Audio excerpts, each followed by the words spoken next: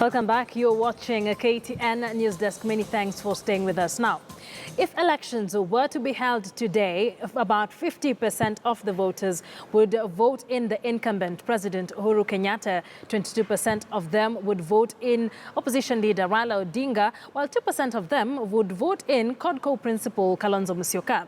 This research is according to Ipsos Kenya, which also reveals that if elections were held today, then Jubilee Party continues to be the most popular political vehicle to get into the 2017 general election. Take a look. First of all, just awareness. Over the last 3.5 years since Jubilee has been in office, are you aware of any corruption scandals?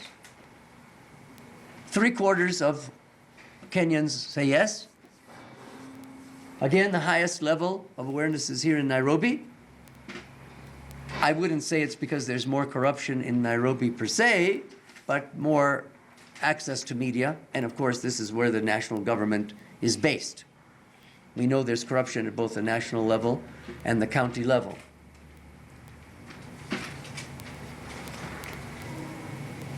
Aside from Nairobi, not a huge difference, but by the time we get to Coast and Eastern, considerably less. Again, does that mean that people in Eastern have less access to the media? Or they don't believe your media reports are true? I wouldn't know. Between supporters of Jubilee and CORD, slightly higher proportion of CORD supporters who say they are aware of such corruption scandals, but not a huge difference, just 6%.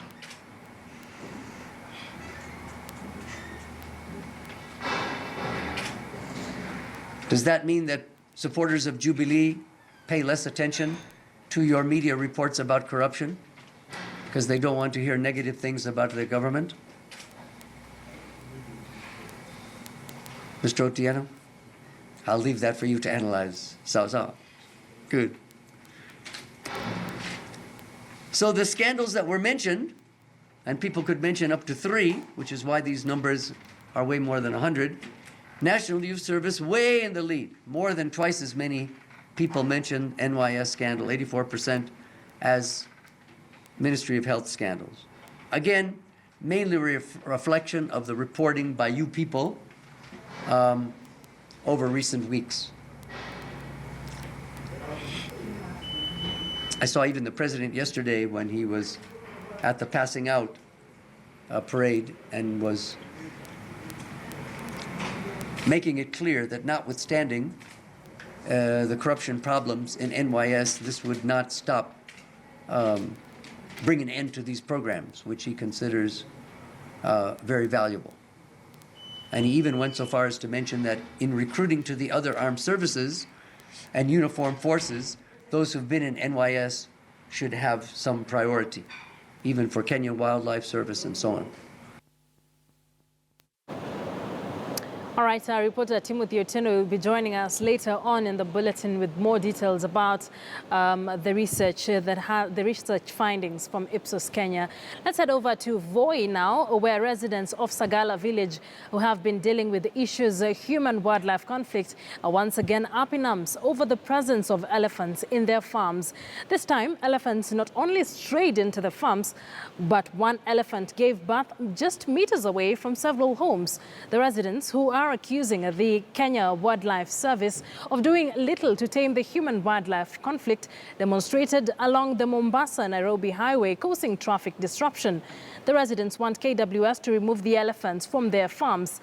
They're also demanding for the compensation of families which have fallen victim when elephants stray into their farms.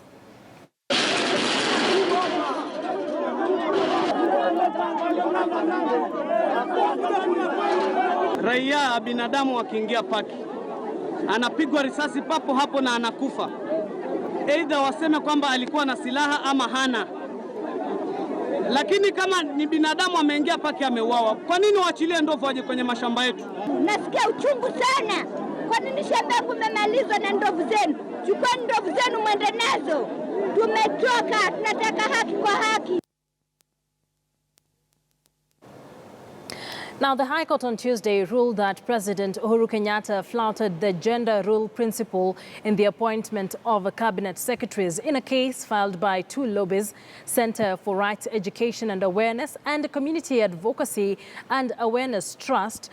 Justice Joseph Onguto ruled that the current cabinet does not meet the two-thirds gender rule.